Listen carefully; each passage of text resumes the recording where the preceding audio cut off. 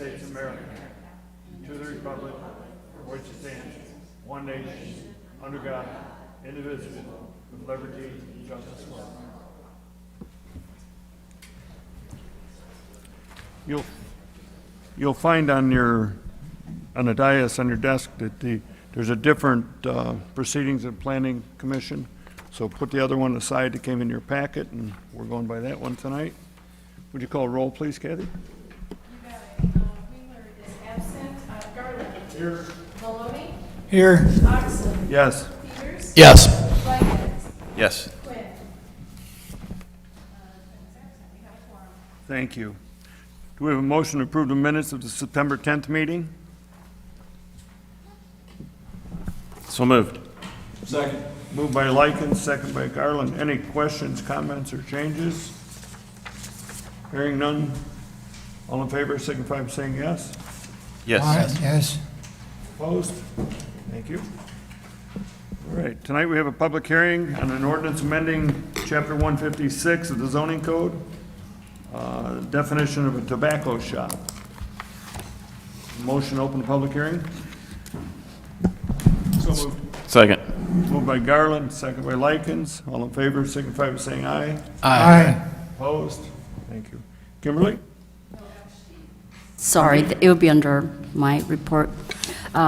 Members of the Planning and Zoning Commission, this is an amendment to the City of Lockport zoning code defining the tobacco shop and also where tobacco shops and smoking establishments can be located.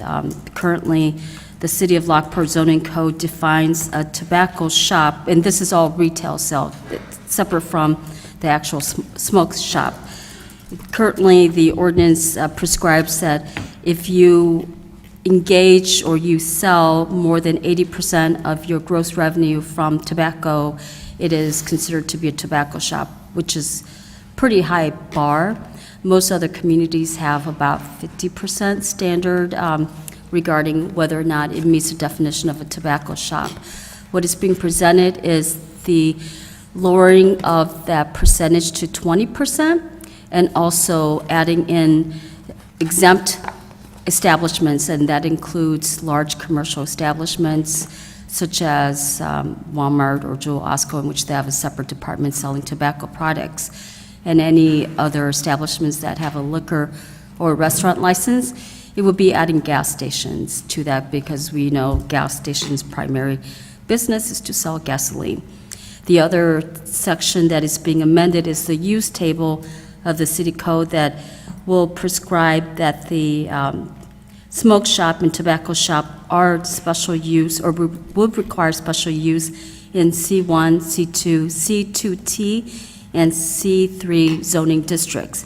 All other zoning districts that doesn't have a P or S under it is strictly prohibited. So this is to reflect the City Council's movement to regulate more of these establishments that are selling tobacco products. If there are any questions, I would be more than happy to answer them. So we're changing from 80% to 20%? Yes. And then, is there any changes in the special use permits necessary for these? No, there's no particular additional conditions, such as it's not under unique use. Sometimes under unique use, you have particular conditions that are under that particular use.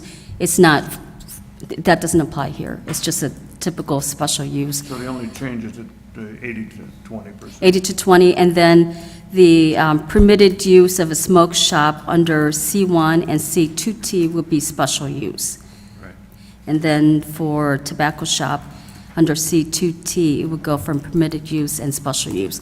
Obviously, the current businesses that are operating, they would be grandfathered in. Right. Would that grandfather expire at any time? There are certain restrictions on grandfathering in. You can't expand that, what we call a legally established lawful use. So you can't all of a sudden go from, 50,000 square feet to 100,000 square feet. That would be expanding the special use, and that special use would expire at the time.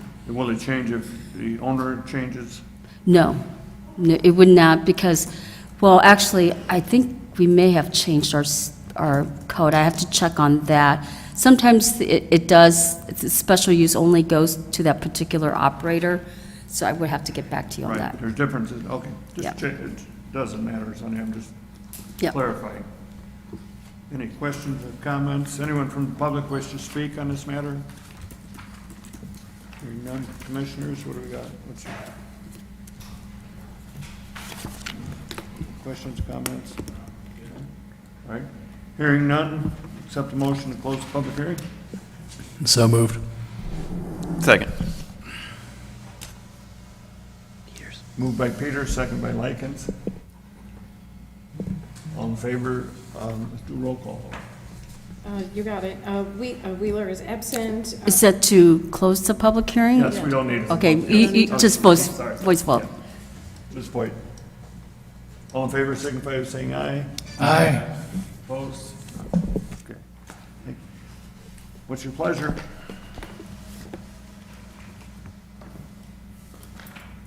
We make a motion on this to accept.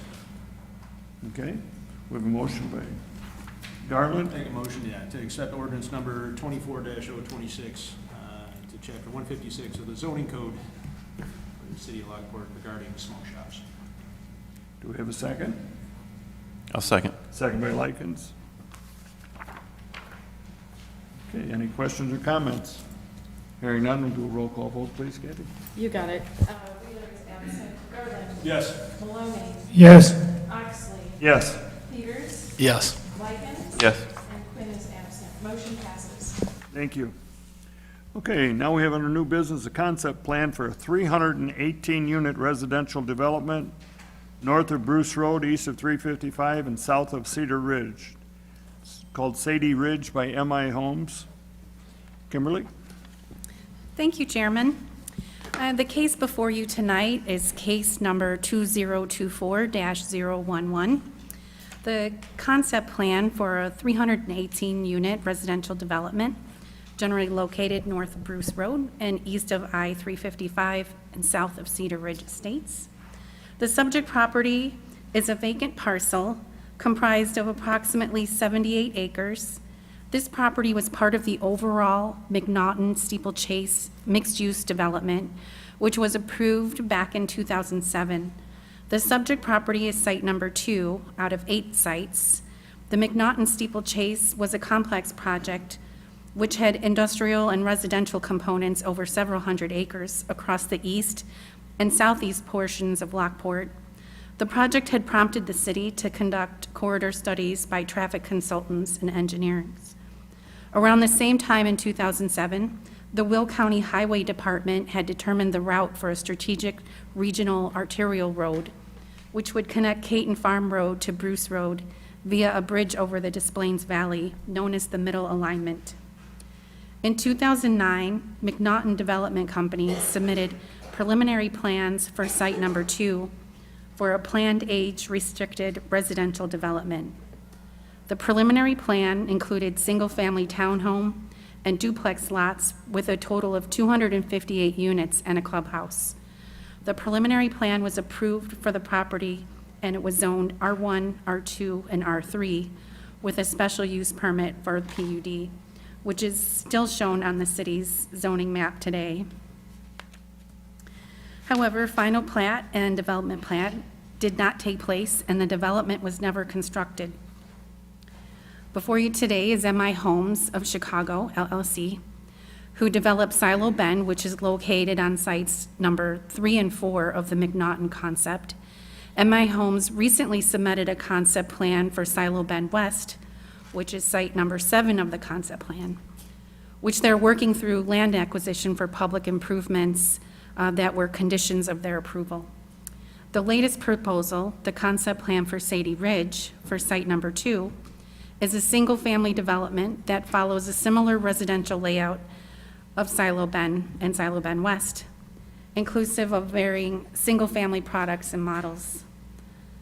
The property is located near the future location of a possible I-355 interchange to Bruce Road.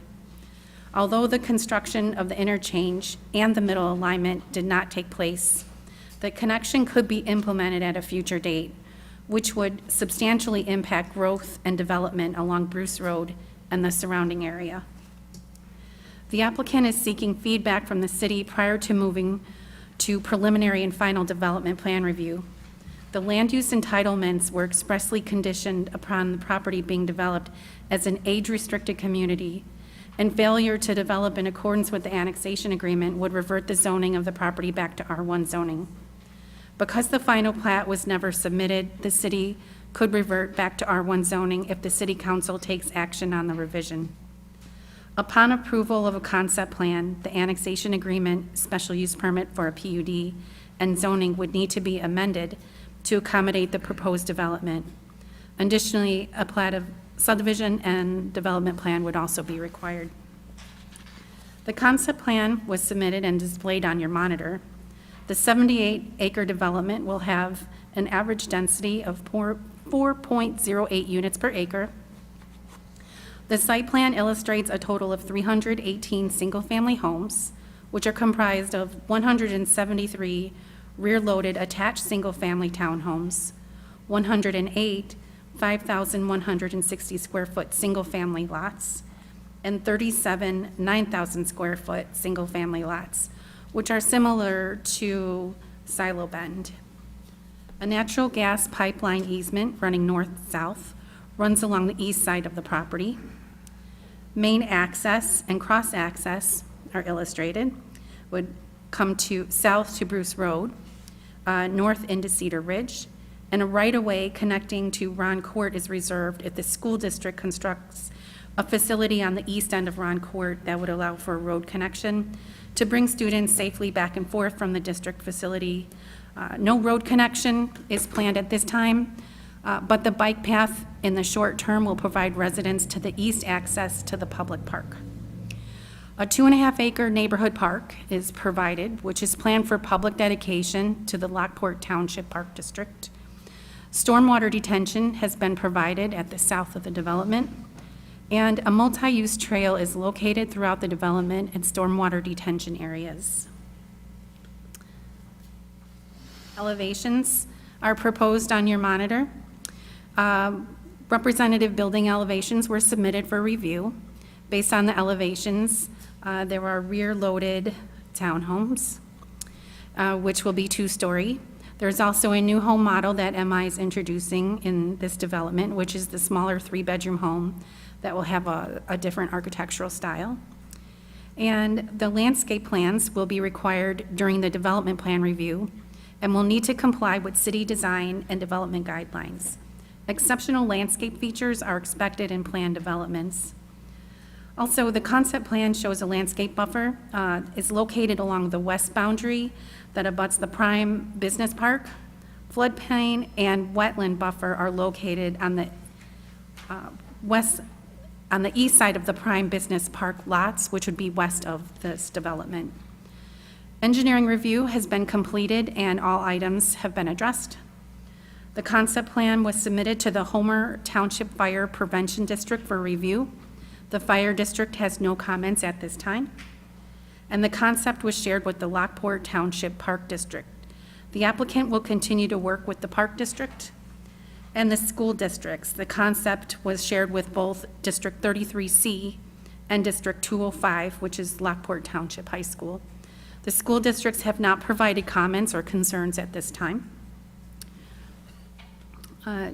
Put the recommended motion. Should the commission find the concept plan for the proposed 318-unit single-family residential development acceptable, the following motion is suggested. A motion to approve the concept plan for a single-family residential development subject to the following conditions.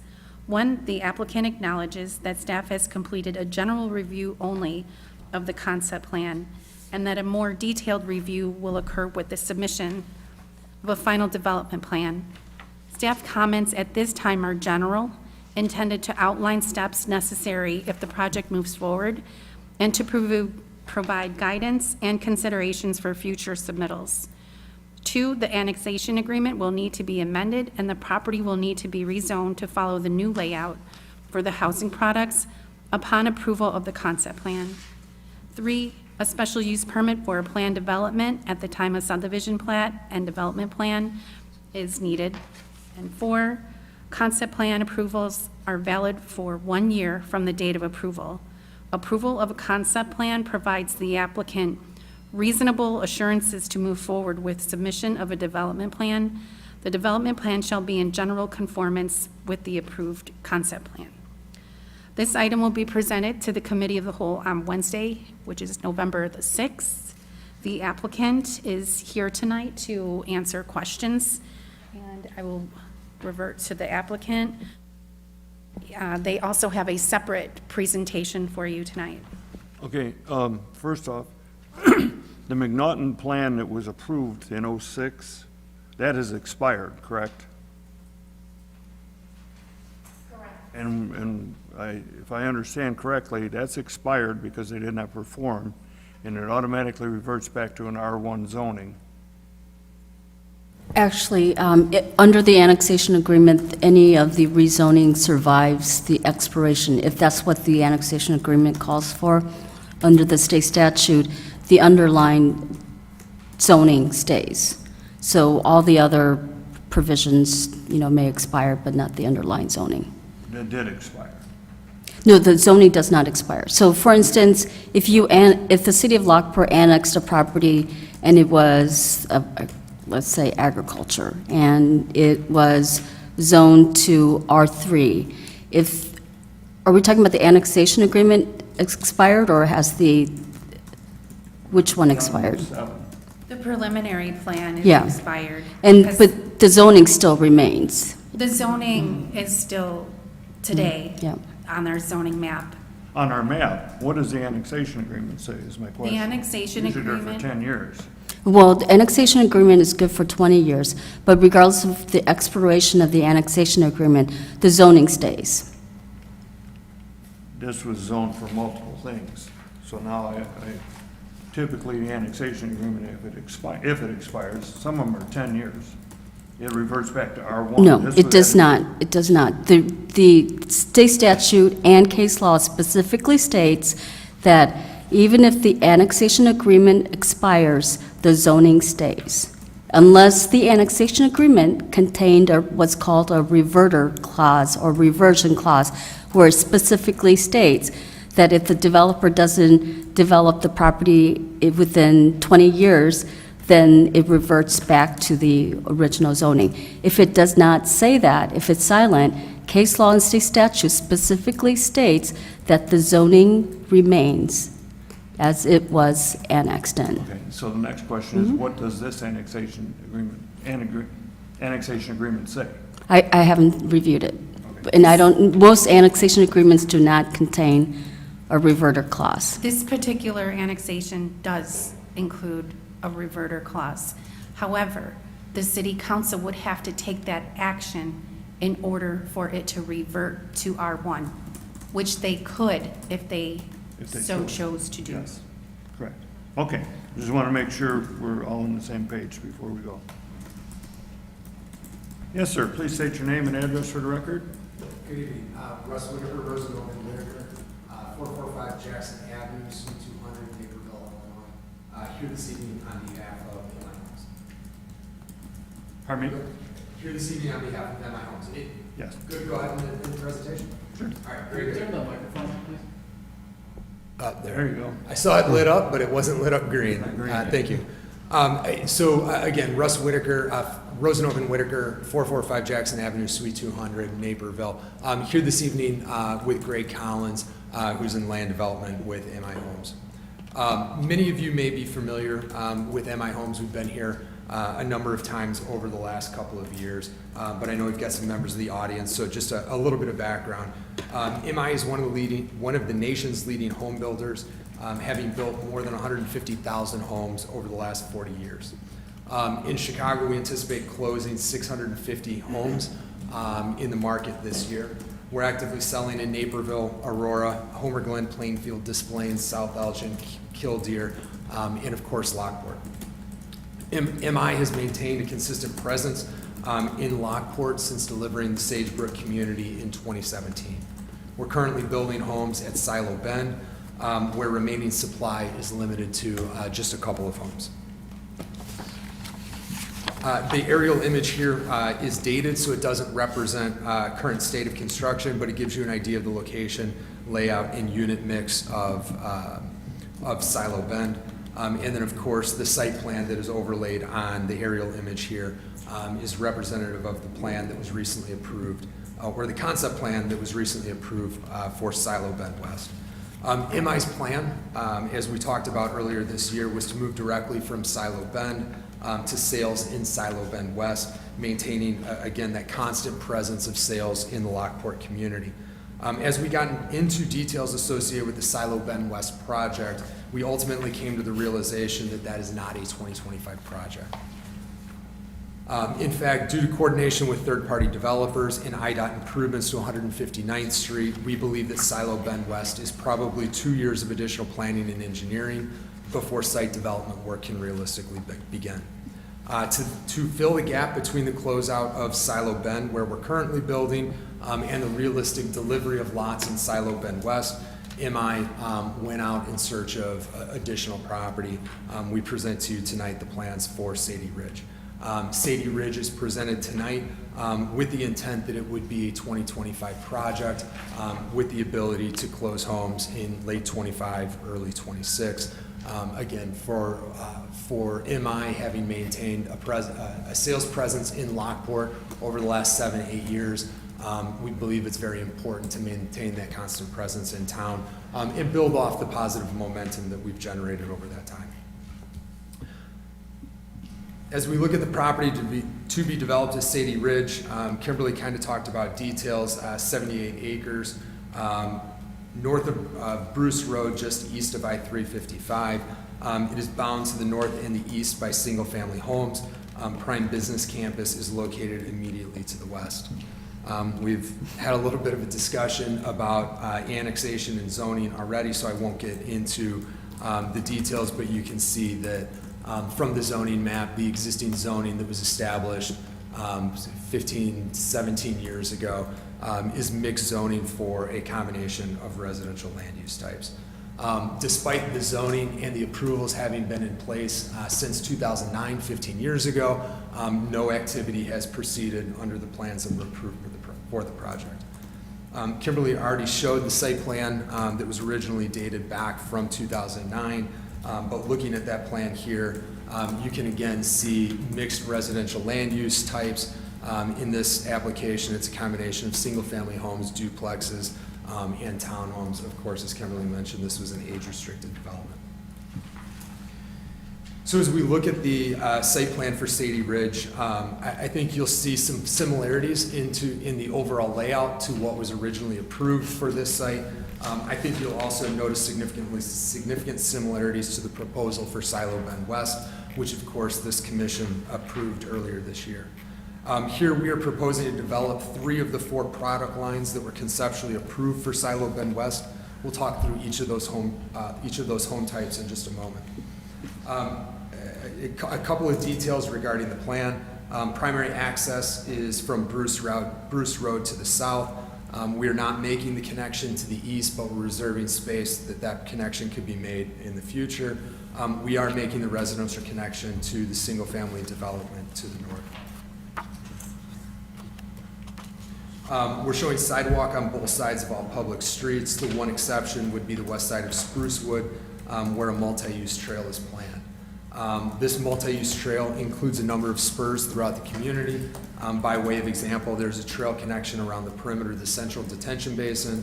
There's also a trail connection northeast into the Cedar Ridge subdivision. We're showing 3 large detention basins, which will accommodate stormwater management for the project. These basins are sized and designed in accordance with applicable Will County stormwater requirements. Kimberly mentioned the 2.5 acre neighborhood park. We've been coordinating with the Park District regarding details for that. Coming out of COVID, incorporation of a park site into a development plan like this is is more important than even it was in the past. So we look forward to working on a plan for the improvement of that 2.5 acre park site, which would happen in association with the development. I would note that there are gas pipelines along the eastern extent of the property. We've initiated conversations with the beneficiary of each of the easements. To accommodate the requirements of the gas companies, we've planned an 85-foot setback between the east property line and the rear lot of the adjacent single-family home. So it doesn't show up real great in this plan because we're showing all of our lots being colored, but you can kind of see the gray strip. It almost looks like a road separating the proposed single-family homes in yellow from the existing single-family homes to the east. That's not a road. That would be maintained as common open space, owned and maintained by the association. Again, 85 foot of separation to those adjacent county residences. Those residences to the east are unincorporated residences. As I mentioned a moment ago, we are proposing 3 different product types in Sadie Ridge. Each product type is represented by a different color in the concept plan. All 3 of these product types were approved as part of the concept plan for Silo Bend West. High level, as you look at the site plan, I think you can see how we're using the 3 different product types to transition density from larger single-family lots to the east and the north, across the subject property to the existing business park adjacent to the west. The yellow lots represent traditional single-family homes to the north and east of the subject property. Total of 37 traditional single-family homes are proposed, both 65 by 120 and 75 by 120 lots. The orange lots represent a series of smaller, more attainable single-family homes that were introduced at Silo Bend West. Here we're planning a total of 108 homes in this series. The standard lot for this series is 43 by 120. The pink or the red areas represent a series of townhomes. 173 townhomes are planned. The townhomes are all 2-story rear load product, consistent with what was approved at Silo Bend West. Before we move off the site plan, I would note that the townhomes are organized around 2 central courtyards. I don't know if you can see a mouse, but you can see a central courtyard, which would be private HOA owned and operated space in the northern pod, and then a second courtyard in the south pod, again, owned and operated by the homeowners association. We've already seen a couple of images, so I'll just click through these very quickly. What you see here are the traditional single-family homes that would wrap around the perimeter, or I should say the east and the north section of the community. These are representative images that MI has built in Lockport, so this is product that we've been proud to deliver in town. This is the classic single-family series. These are the smaller single-family lots. Again, the goal here is to be a little more attainable in terms of price point. The way we do that is we've got slightly smaller homes. We're talking 1,700 square foot to 2,100 square foot homes. These are 3 bedrooms, 2.5 bath homes, 2-car garages. We're just able to become a little more efficient with land development costs because of the smaller lot, and with respect to the actual building of the home because it is a little more constrained in size. The Lincoln Square townhomes are the last product type. Again, a little bit smaller footprint. Here we're looking at roughly 1,500 to 1,600 square foot homes. These are 2 and 3 bedroom homes with 2 bathrooms and a 2-car garage. These are all rear loaded, so one of the nice elements with this product is that your primary drive aisles will not have any garages, helping to maintain a very positive appearance along the main collector road in the subdivision. I think the other nice component of this product specifically is that with the exception of sort of an entry corridor on the lower level with the garage, all of the primary living spaces are on the 2nd floor. So you really do get that single-story living. Yes, you still do have some stairs to contend with, but again, all of the living space is on the 2nd floor. So there's not a lot of daily activity up and down the stairs going from kitchen to bedroom, bathrooms, or whatever. We're excited about the opportunity. I think the moral of the story here is we thought we were going to be able to continue to build upon what the successes that MI has had in Lockport over the last 7 years with Silo Bend West. That has not come to fruition.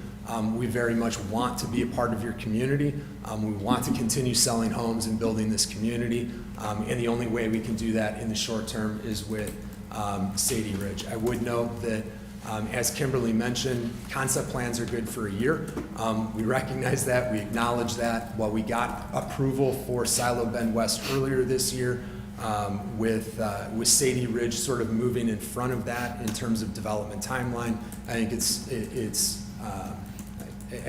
we're comfortable with acknowledging that we're probably not developing Silo Bend West within that year timeline for the concept plan approval, and that may be subject to revisiting some details of that plan based on what we see in the market and what we see coming out of Sadie Ridge. So with that, we're happy to answer any additional questions you may have. All right, Russ, one thing on the smaller homes, on the 42-foot lots, there's no brick or stone on them, in the drawings, is there? So we would have a variety of elevations. I haven't gone through all of the elevations. That's not something we've worked through with staff yet. But you can see the top two elevations do have a knee wall of brick or stone. So I think there are some do, some masonry don't. elements that are included. But again, that's something that we're happy to work with. We have design guidelines to follow. Okay. We have several people here from the community who wish to speak, so let's hear them. And Sounds good. we'll hear you with your questions, and then we'll have the developer come up and answer them all at once, so. Pardon me? It's not a public hearing. Pam Baker? Please state your name and address. My name is Pamela Baker. I live at 17112 South McCarran Road, Homer Glen, Illinois. And Pam, so everybody understands, where is your house compared to this development? My house is on McCarran, the dead-end part of McCarran Road. So you're at the north end of McCarran. I'm on the north end of McCarran. I'm the last house on the left. So my shed, my back garage, would butt up against lot number 28, I believe. It's a Okay. pie-shaped lot. So you're on the northwest corner and subdivisions to the west of you? Yes. Okay. Yes. I had a lot of my questions answered before anybody else got here by a very lovely lady. I'm concerned about the size of, not so much the perimeter lots that would butt up against my backyard, but the interior section, this orange section, if you will. Seems like those lots are like they're next to each other. So obviously my concern is, how is that going to affect the value of my home, which is almost a half-acre lot and 3,600 square feet? So how is that going to affect Okay. the value of my home when I go to sell it? If Okay. right behind my house are all these homes that are selling for anywhere from 3 to 5? Who can answer that question? What we're going to do, Pam, is take all your comments, all the residents' comments, and then we'll present them back to the developer. He'll- Okay. he'll I have answer. a couple other questions. Number one, you had mentioned something in your presentation about saving Ron Court, that you might possibly annex the road to go through on that. Okay, Ron well, Court. Pam, address us, not the developer. You might possibly annex Ron Court to go through into this new subdivision. Okay, I want to know what the possibility of that is. okay, Also, at the end of my driveway, the dead-end street that you guys so amply renamed Dieter, it's Ritter, and I want to know, are you going to plan to access into that subdivision on that dead-end road? Ryder Drive. Because that would affect my property tremendously. Okay. Thank you. Next, we have George. I go back, thank you. I was getting somewhere close, George. Hello, my name is George Hegemaster. I live at 7150 McCarran Road. The back of my property directly butts up to the middle of the subject property in between Ron Court and the dead end. I do think there are some major issues with this property. I don't know why they can't just use the R1 single-family homes for the whole thing. The water table is incredibly high in that neighborhood. I actually have 2 sump pumps in my basement to keep the water out. And in the winters, when I look at the subject property, there's ponds of water all over it that I don't think they're taking into account with the engineering forecast that they've done. If you look to the subdivision to the north, there's substantial numbers of retention ponds compared to the 2 retention ponds that they have. The end of McCarran Road by Bruce, there is a substantial flooding issue already. I see this subdivision making that flooding substantially worse in the very near term, and I don't think Lockport has the infrastructure developed to substantiate this subdivision. Also, we're talking 318 homes. Where are those students? Where are those children going to go to school? Lockport High School is already overcrowded, and you're looking to add another potentially 600 to 900 students to one of the 10 largest high schools in the country.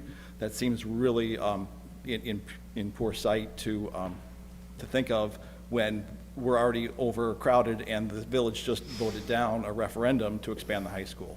So the village doesn't want this, and yet it's being proposed again. It doesn't seem like a good idea for Lockport to, and then you're putting 300 houses, 600 cars onto Bruce Road, which is a narrow country road.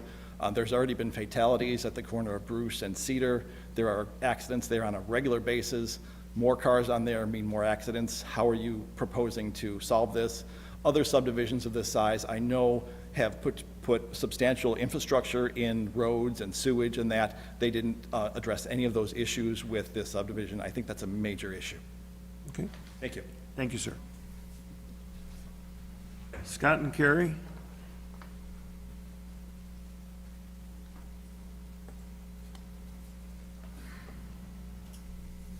Hi, my name is Scott Gocher. I live at 17128 McCarran Road. I'm also at the northwest end of our neighborhood. And I think I just want to expand on the water issues that we have. We have ditches. We don't have storm sewers. So we use our side yards, the front yard, and the rear of our yards to retain water. It slowly then moves down towards Bruce, where it basically sits there and goes through a drain hole that's about 1 foot in diameter and makes its way down, I think, to the creek that's down the street from there. So, like was just said before, I feel as though that this is going to make our problem that we already have much worse. So, and I understand this is only a concept at this point in time, but if this project does end up moving forward, if there's a way that we can somehow tie some storm sewers in to their retention ponds to alleviate our water problems that we have, because it is pretty bad. The worst of it is actually to the south along Bruce. But I mean, my backyard, I've got 30 feet of water back there all spring. I understand it's designed for that. That's what the retention is. That's why it's there. There's a berm that is currently there that's between my lot line and where this development will start, where the pipeline is at. And I understand all that, but I just feel as though that this could make it worse. And if there's a way we can kind of nip it in the butt right now and maybe plan for helping us out if this does go forward, that would be great. And I'm also a little concerned too about the traffic at the S-curve, because it's pretty nasty there, kind of dangerous. So it's something that might, maybe we can think about that as well. Okay, All right, thank you. Jeff and Paula?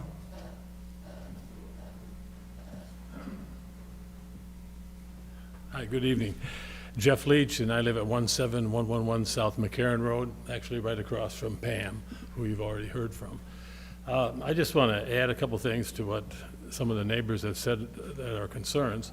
For me, it's the high density of the new site, and also, my concern is also when you move into a area, particularly like ours, where both Cedar Ridge and where we live in Homer, you know, people are they move out there because we enjoy the country life. And, you know, when you put in a very dense, you know, populated subdivision next to it, that's going to compromise that a little bit, and we understand that. But that's why I'm really interested in the value that the project is going to add to the area. Like with Cedar Ridge, one of the things they have is about 40% of their property is given over to open space, big park areas, some lakes and things like that. And then they put in the real nice running, walking path and stuff like that. So I was glad to hear that, at least with this project, they're thinking about doing those things. But I would like to encourage them to maybe think about, in relation to the number of people they're going to be introducing into that area, what other things they could be doing. So, Okay, that's about it. thank you much. Yep. Russ, would you like to address some of these issues?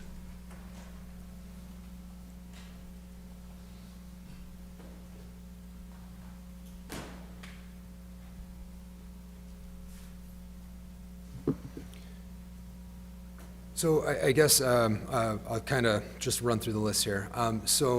We heard concern about the interior lots. I think one of the things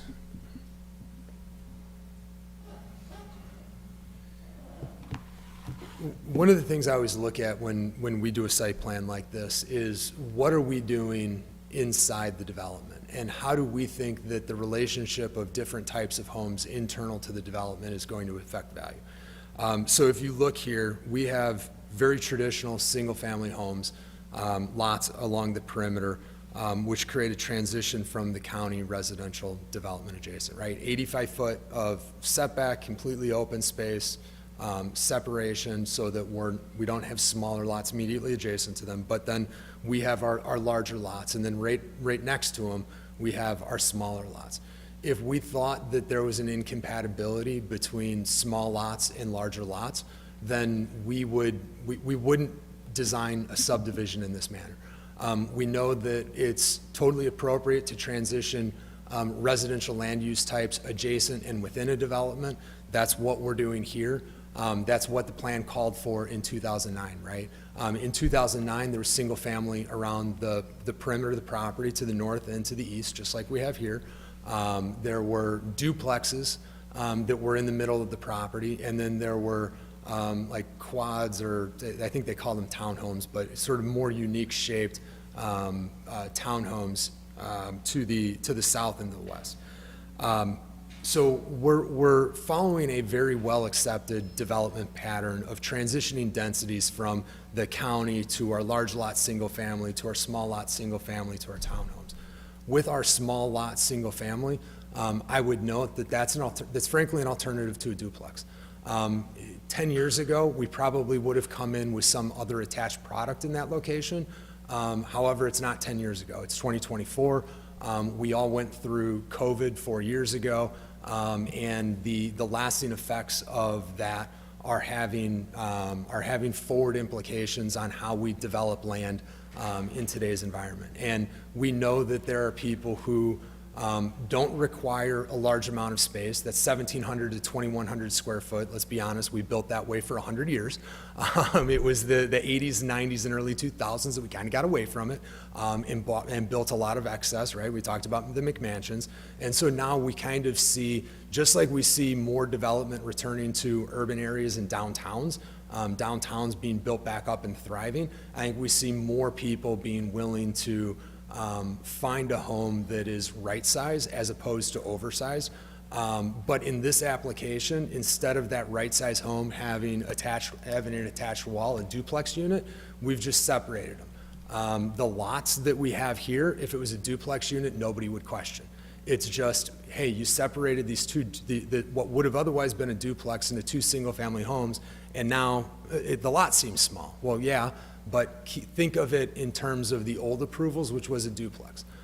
So I think that's a healthy way to sort of think about this and to think about how development is moving forward. So I kind of started by talking about how we're transitioning internal. We obviously have different price points that we're going to hit in this community. That's part of the reason that we develop it with different stores or different product types, is we want to be able to segment the market, because we want to be able to sell through this community quickly, right? The longer we hold the community, the harder it is for us. And so we believe that we can still hit that segmentation with the large lot single family selling for a price, and then the smaller lot single family selling for a lesser price, and then the townhomes selling for a lesser price, without the townhomes dragging the small lot single family, without the small lot single family What are dragging. those prices? Yeah, great question. I don't have those in my notes, but I'll have Greg come up and talk about it in just a Okay. second. So I think I kind of beat that one up. There was a question about annexing Ron Court. So we wouldn't be annexing anything with respect to the existing county subdivision. There's an existing roadway stub for Ron Court. I haven't looked at the specifics of whether that touches our property line or is 5 feet short of our property line. Part of the reason we haven't looked at it is because there's not a request to make a connection right now. Kimberly talked about if the school built in the future, then there would be a strong desire to see that connection made, and we've reserved space in order for that to be a future connection. Well, the question there would be, would the pipeline let you put a road over it? Yes, we've been able to do that in many applications. I believe in Silo Bend West, we had crossings of a pipeline, multiple crossings of a pipeline.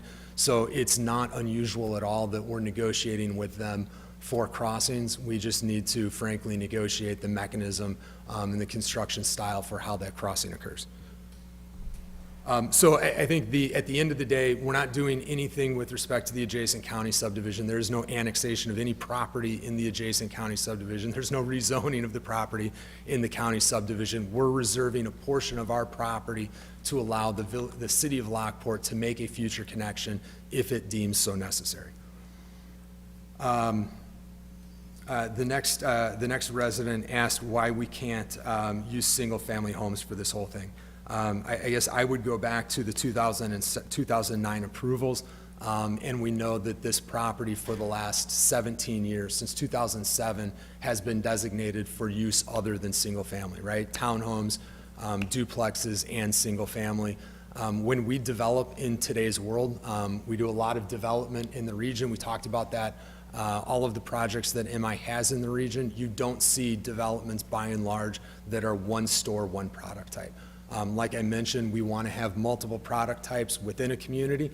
That helps us reach broader buyer pools, and it also helps to diversify the village's housing stock. If you look at your comprehensive plan, there's comments within the comprehensive plan about the need to diversify housing stock. That means we're looking to build different types of housing because we know different people have different needs for housing, and that's what we're trying to accomplish by not building all the same type of single-family housing, but by building 3 different types of home products here. I heard a couple people talk about traffic, talk about water, talk about schools, or just in general major development issues, and I totally get that. We're not here with engineers or landscape architects or traffic consultants. There's a time and a place for that. Today isn't the time and place. Today is a concept. The thought process of the concept review here is, hey, 10,000 feet, is this type of use something that we would be amenable to here? If we say yes, then you have to come back and you have to prove with all of your experts that there's no negative impact. So we would absolutely hire the civil engineering firm. We already have the surveys. We've already done preliminary analysis. We would do the wetland investigations. We would look at the floodplain.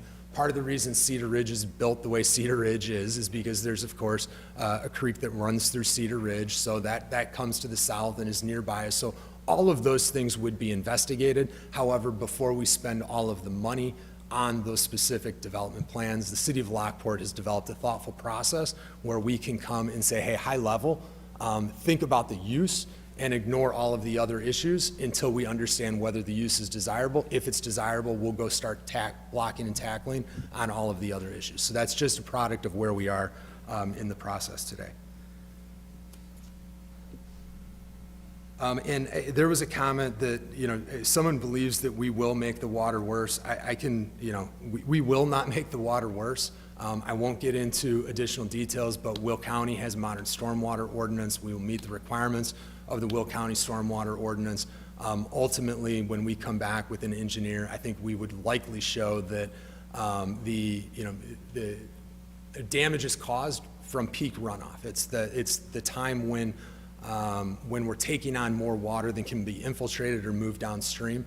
I think what we will show ultimately is that we will actually reduce discharge at a peak rate during that large 100-year storm when we come back with our analysis. So I think we'll probably be able to show that there's going to be a net benefit in the short term in terms of addressing the inundation that's happening in that adjacent subdivision. We'll come back with a traffic consultant and be able to address regional traffic concerns.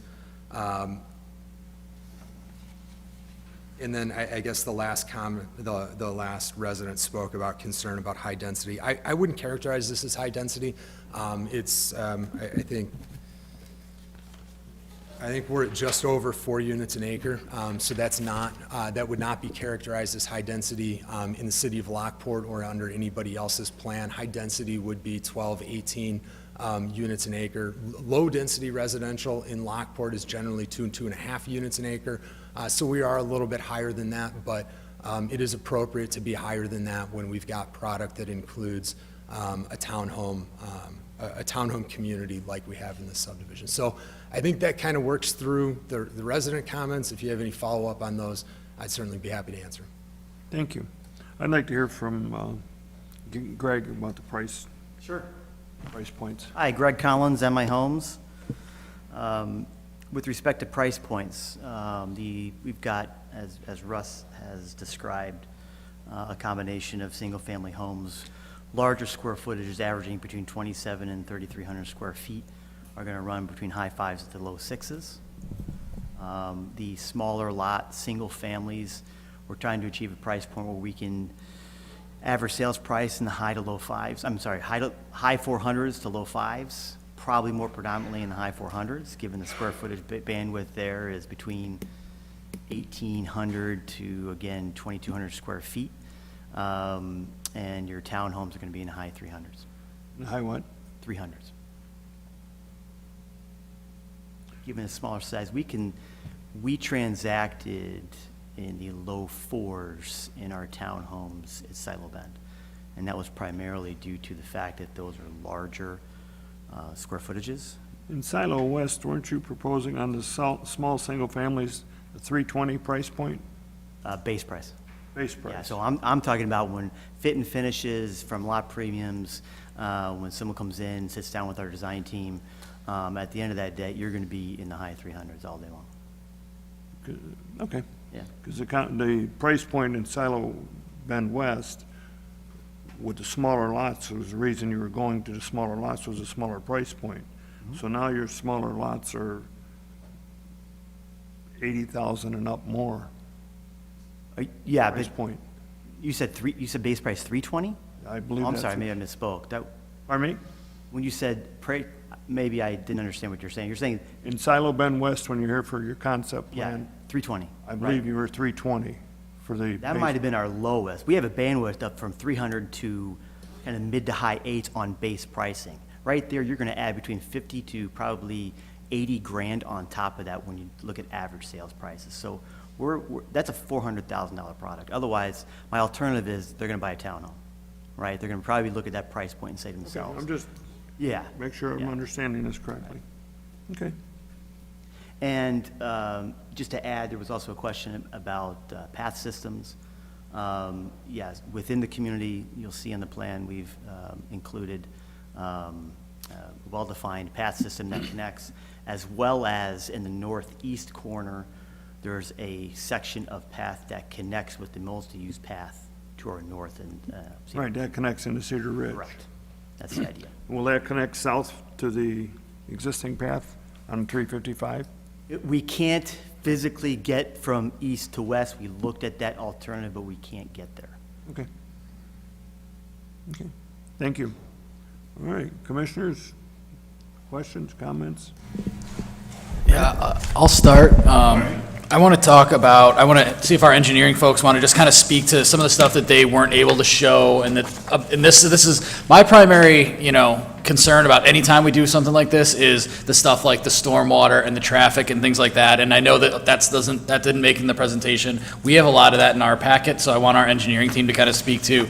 We have things about the proposed water mains, the hookups, things like that, all of the comments from Chamlin and Associates. So if you guys want to just kind of like give your thoughts on that, where you see, where we're still working, some of the bold that's in here about, it being subject to completion and review of the traffic impact studies, that sort of thing. Yeah, so one of the things that we do at Concept Plan is we do kind of a lot of behind the scenes, like conceptual level engineering with the applicant, especially on a bigger project like this that has multiple different, types of homes. So what we do as part of the concept review letter is we identify things that we need to see changed on paper in terms of these the townhome, layout can accommodate fire trucks and that kind of thing, which we've already vetted that out. And then we also list things that they need to address at final engineering. And of course, stormwater management is always one of them. We abide by the Will County Stormwater Management Code. It's very stringent. City of Lockport has additional controls on top of that. We talk about the need for a traffic impact study. So out here, they're going to have to do a detailed traffic impact study, and we've even been specific about, they need to study Bruce Road, and they need to study the Gauger corridor, the connection to Cedar Road. So we've also talked about site distance study, so that when the road comes out to Bruce, they have to analyze to make sure that site distance is not an issue. So we lay the groundwork for what they're going to have to do with final engineering. So the big things we talked about were stormwater, traffic, basically kind of laying the groundwork that any retaining walls have to have structural design. So it's all in the ordinance. It's not like we're inventing anything, but we're putting it out there so that the applicant's not surprised. And if and when they do get through concept approval, when they come to us, that's where we start. We're like, okay, all the things that we talked about during conceptual review, we start there, stormwater, traffic. We also, as Aaron mentioned, we have them prepare a schematic utility plan because we like to vet out the major utility routes. So for this particular site, we did more than just look at how they're going to run water main and sanitary down their roads. We looked at where they're going to connect and made sure that they're connecting to a sanitary sewer and a water main that have the capacity. And if they don't, well, that's going to be something that we work hand in hand with them to do more analysis on. Now, we're pretty confident in this area. We know we want to connect with water. We always loop the water, so that one diagram that you pulled up, it's all conceptual at this point. It's like a schematic design. We'll flush out all the detail with their engineers as we go into final. Yeah, perfect, thank you. And that's a lot of stuff that we see on a regular basis, but since we do have a larger crowd tonight that does have valid concerns, I always want to make sure to give you guys the opportunity to explain that, because that is definitely stuff. There's, 10 pages from Chamlin, and there's, the concept plans and things like that, so thank you.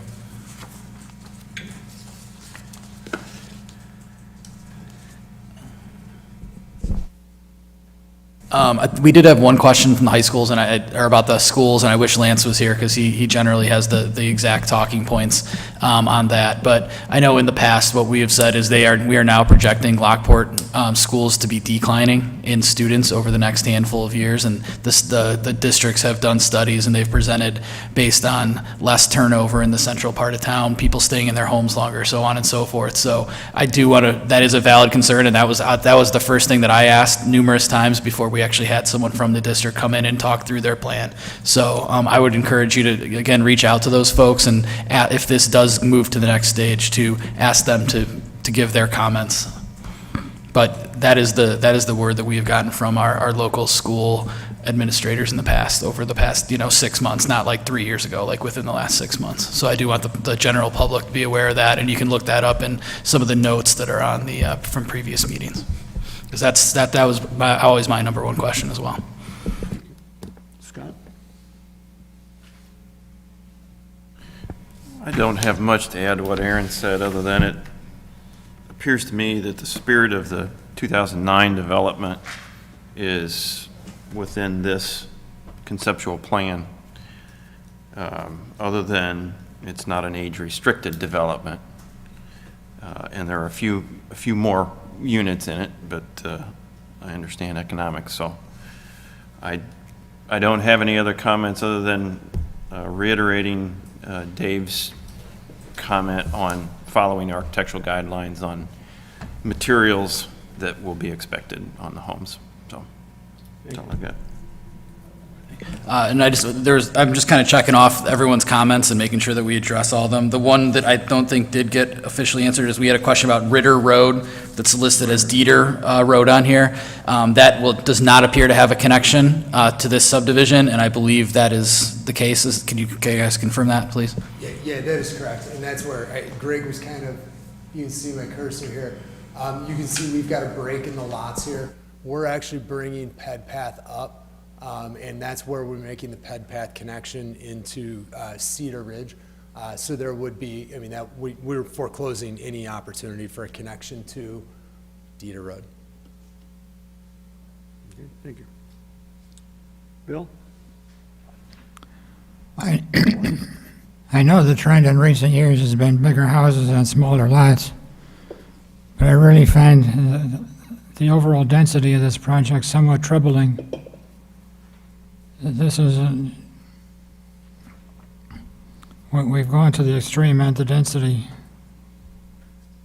and with the smaller lots and the bigger houses. So I'm just not comfortable with the density overall. Okay, thank you. Matt?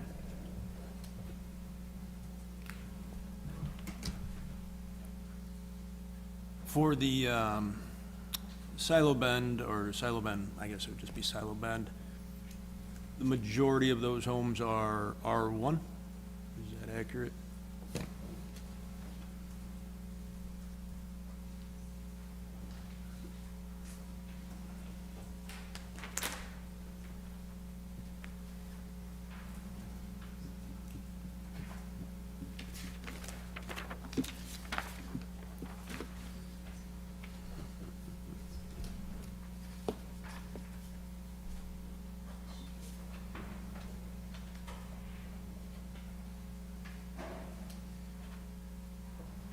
So it looks like we had in Silo Bend, the original Silo Bend, we had a total of 249 units, of which there were 92 attached units and 157 detached units. If I look to the Silo Bend West plan, we had 70. That's a larger project. It was 385 units.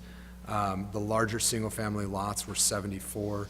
The smaller single-family lots were 103, and we had 208 townhomes.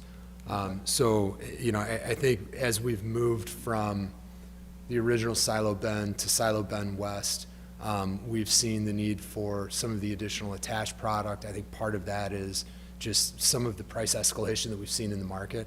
We were kind of talking before the meeting about, the pricing considerations and looking at, whether it's rent or home prices being up on average like 30-40% since 2019.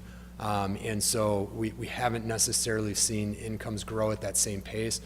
So we have affordability concerns, which is something that we've sat down and had conversations with the city of Lockport about, with the administration about.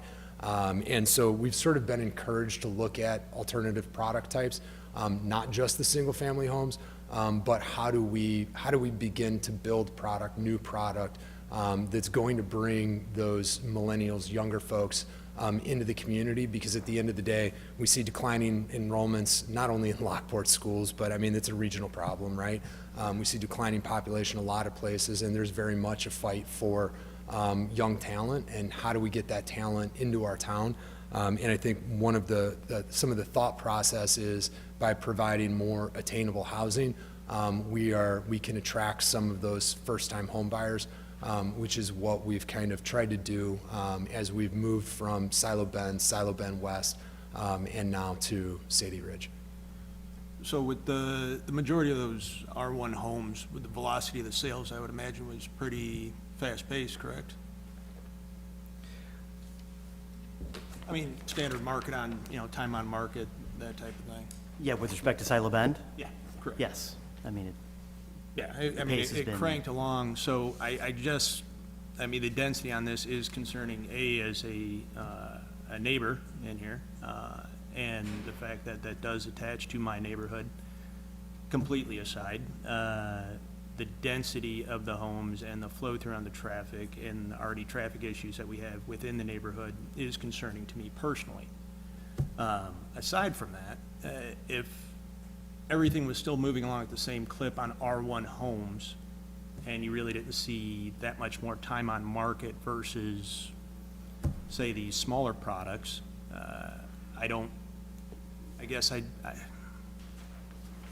I mean, are the margins better on the smaller product versus the larger product? Like, why not do a little bit more R1? And I'm out of curiosity, and I understand, is that direction from the city saying we want higher density so we can attract those folks? I think to address the difficult question to answer, right? I mean, there's, and I think Russ, explained it very well with respect to, if we're talking 50,000-foot level and talk about the housing industry, and talk about the housing market, addressing the fact that we're $1 million short. We spent a decade not building homes, right? And the fact of 40% increases since 2019, those aren't increases. We're just catching up in Chicagoland. So we're seeing price points that aren't outrageous. We didn't see any appreciation for quite some time in some submarkets, right? So when you look at the metrics of how low we went in terms of overall ASPs and retails, we're just coming out of that. We just came out of that trough probably end of 2019 to come back to, I can now sell my home. So we've only been 5 years of some appreciation to get back to where you should have seen depreciation at a 3-4% clip for the last 12 years, right? When people didn't see that. So we're now kind of dealing with that. And again, to Russ's point, incomes haven't come close to keep up with that. So how do you address housing, right? The folks in this room, how do you address housing, right? More of the same, straight single family. It's incredibly expensive to develop straight R1 single family homes, right? It's expensive to develop and it's expensive to build, right? Lumber's not going to come down to 20,000 and 2006 prices, right? Price of a 2x4 in 2000 is just, it's more expensive now. It's just reality. So having to deal with that, and yes, having conversations with the city on different approaches to housing, different price points, different products. We're the incumbents, right? We own homes, we're here, right? Do you lower the plank? Do you keep it, right? Lowered, or you raise that plank up? Right? What's that whole thought process about housing in the city of Lockport? And this is just one microcosm of a development that, I mean, let's be honest, this is 78 acres with not many other opportunities of housing in Lockport left. Is there a lot left? We're not annexing property. There's a direction to not annex much more property. This is an annexed and zoned piece. So it's very limited future opportunities in Lockport. So when you look at that from a high level and say to yourself, what does the future of Lockport have to be with respect to housing? With an aging housing set, well, it'll continue to age, it always does, right? How do you replace that with something new? New construction will always be available. And this is kind of part of that story where you're addressing it with, right? The incumbents have to allow the entrance, right? Our daughters and sons to be able to live in new construction rather than say, well, you have to build or you have to go buy an older home. Why do I have to? Well, because there's nothing offered in the city of Lockport. Well, why not? Not sure. So, it's a big conversation. No, 100%. Yeah, there's definitely a dichotomy to it. Yeah, and I mean, and I know this will be addressed further on, assuming this moves forward, but Bruce Road in general, these folks probably get it. It's very dangerous. That is one of my biggest concerns. I mean, I was almost hit head-on with my son in the car the other day on that S-curve, which really wouldn't have anything to do with Lockport in general. But it's just, I'm thinking in the future of having an additional 300 to 600 cars, most likely either going through my neighborhood or heading off of Bruce Road and heading on to Cedar, heading east to grab the 355 interchange down off of 6. Yeah, the density in general, I get your point. I understand the problem you're trying to solve for. It just, in general, it just seems thick. And connotative or denotative terms of density, completely understood, but challenging nonetheless. That's all I have. Okay.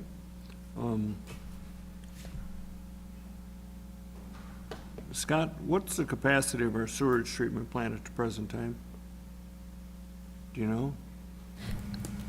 He might not know, but just to, since we've reviewed this comment, anytime a property is annexed in and there's some assurance that that development will be served, either water or wastewater treatment is built into it. So, and that's a future topic that has a lot of other layers to it. But as far as any properties that's already annexed in, it's already built into the new treatment So the plan. capacity is spoken for? Yes. On the drawing, the street right-of-ways are 60 feet. Is that standard? Whatever engineer wants to answer it. Yeah, 60 foot is actually a variation, or in the case of a PUD, a deviation. 66 is the standard. Standard, Yeah. yeah. Now, Cedar Ridge has 60-foot right-of-ways. So does Silo Bend West. Silo Bend. Silo Bend West was recently approved a concept level with 60 foot. So it's more common. Now, there are a combination of right-of-ways proposed here, and that's that some of them will be 66 feet. Like, for example, Spruce Wood, continuing south, will be 66 foot wide. And the main reason for that is it'll have a 10-foot multi-use walking trail on one side or the other, so there's more room to accommodate that. But we have had success with the roads in the 60-foot right-of-ways when they're in this alignment and other recent subdivisions. Okay. And then, so what are setbacks? I'm surprised that the school districts don't comment. Because, we sit here and hear this and see this, and then, in 3 months, the schools will be crying that they're over capacity and they need this and that, but yet they don't have to take the time to comment to us, Kimberly. Is there a reason they don't comment? This has been about the third subdivision they haven't commented on. I haven't been in contact with them. It might be a question for Lance Okay. that we can get back to you. And then the rear yard setbacks here are 25 feet, rear yard. So is there room for a swimming pool in the backyard? Yeah, in 25 feet, sure. Right, that's the setback, or we don't build, you're gonna have still room behind the home plus the setback.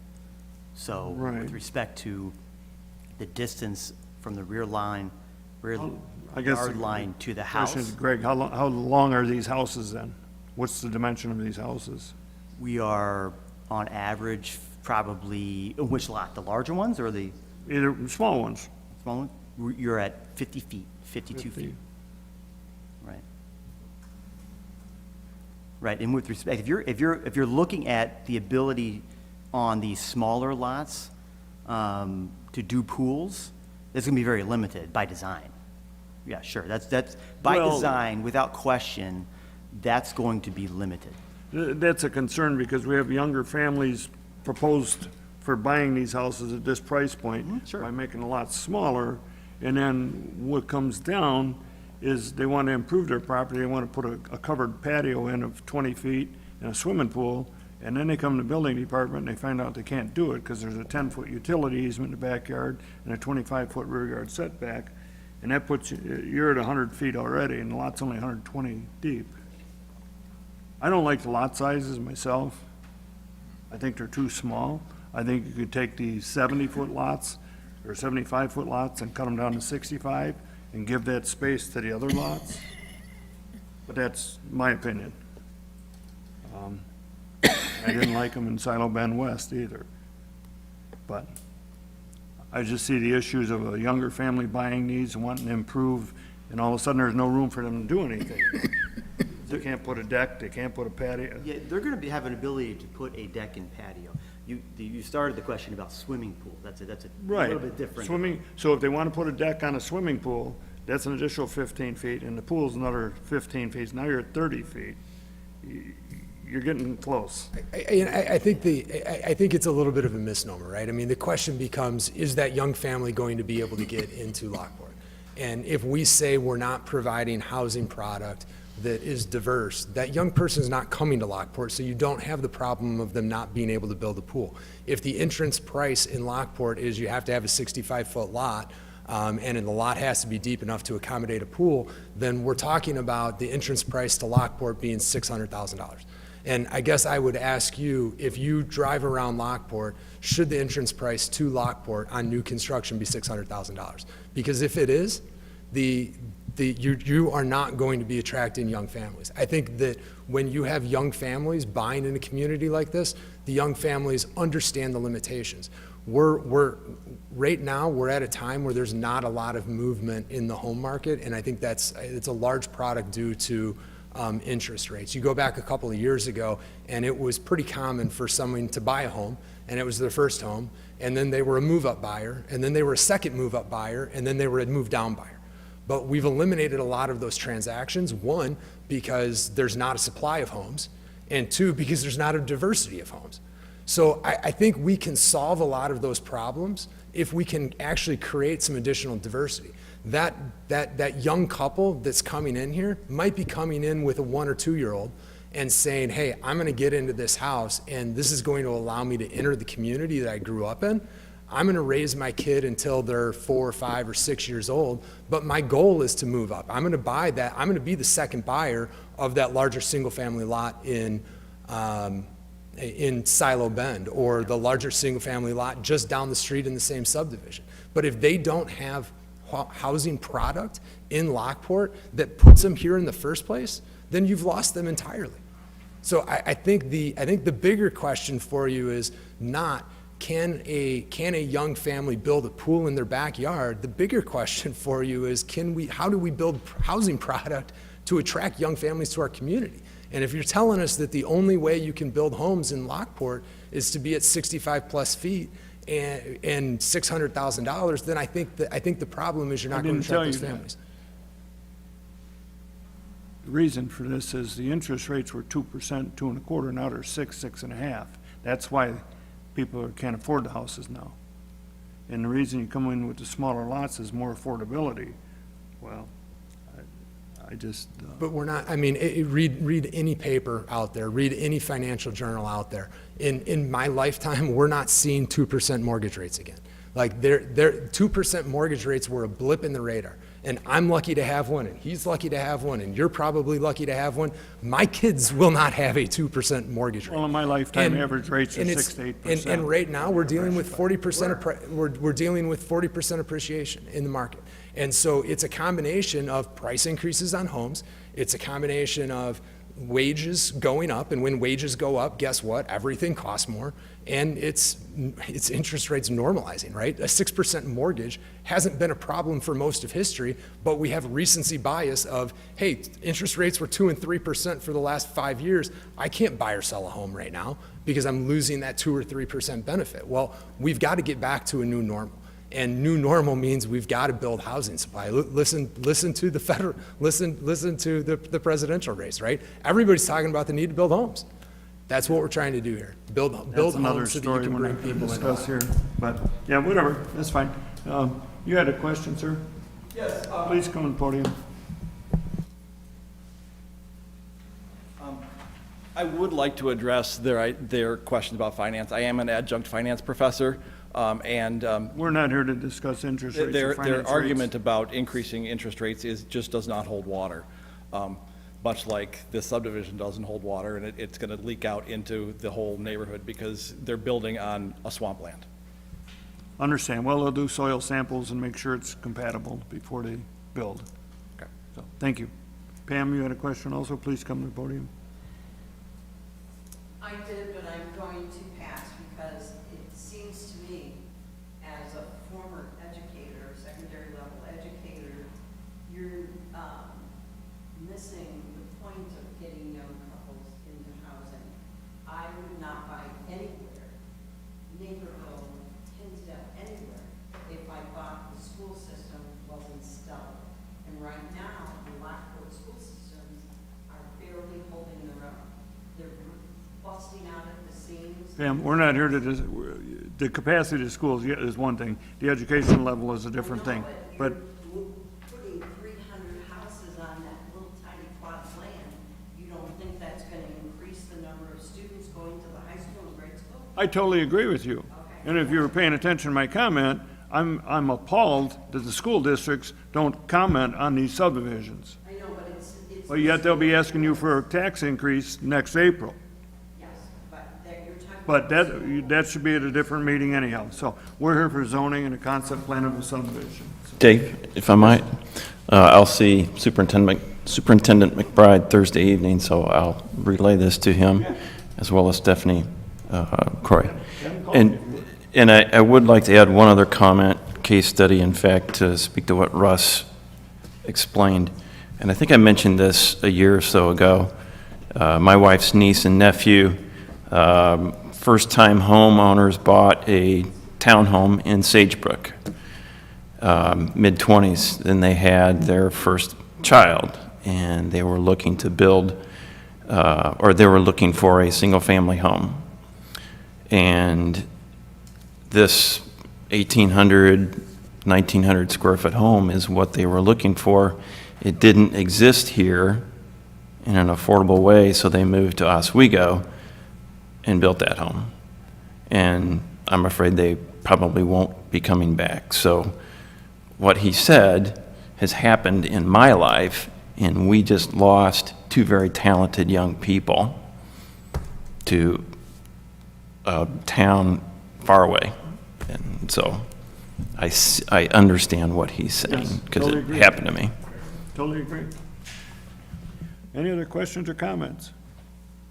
So I just want to, our job is to consider all of these factors. Our job is also to follow what our zoning laws, are on the books for, and how PUDs are accepted and what has been previously approved, and making sure that we're fair to residents and developers and the city planners. So just kind of, want to point that out. And these are a lot of great philosophical discussions and things like that, and I think that they should, for any development, whether it's in your neighborhood or not, should be brought up to both the zoning board and the city council. So thank you, residents, for being engaged. Thank you. All right. Questions, comments, motions? Stop, please come to the podium. State your name and address for the record, please. Laura Medina, 17149 McCarran Road. I don't know, I was not invited. I don't know, maybe I didn't have to be invited because we are on the east side of the McCarran, east side of the street. But I don't know, this affects me. Sure. I just happened to hear about it from somebody else and ran over here. But yes, we're Homer Glen. We're Homer Glen. We're community and nature, that's why we moved out here. And this is what we will see from our window. It's not what we bargained for. I know it's Lockport, but it's just not what we bargained for. And I agree about the storm water, the water is a problem, the schools, yes, the peacefulness, the peacefulness. The schools, I agree with you on. I think we're at the wrong meeting for that discussion. The stormwater, as Scott, our engineer, stated, we have one of the strongest, most stringent plans for stormwater detention in, I don't want to say the whole Midwest, but is pretty tough to Yeah.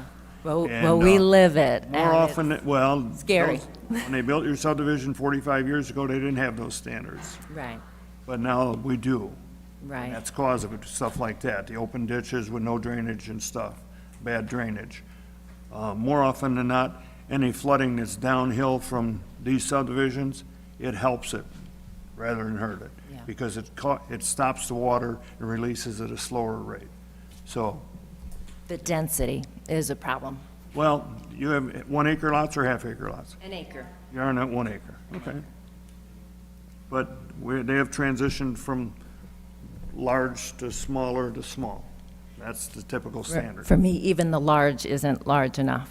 Well, that's, yeah. Thank you. Okay.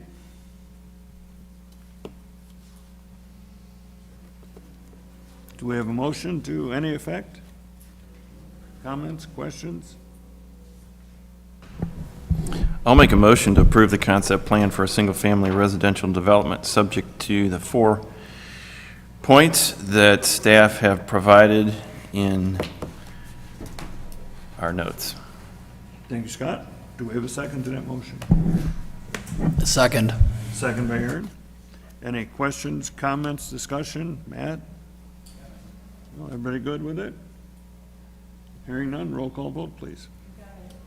Wheeler is absent. Garland. Yes. Maloney. No. Oxley. No. Peters. Yes. Lyons. Yes. And Quinn is absent. Yes.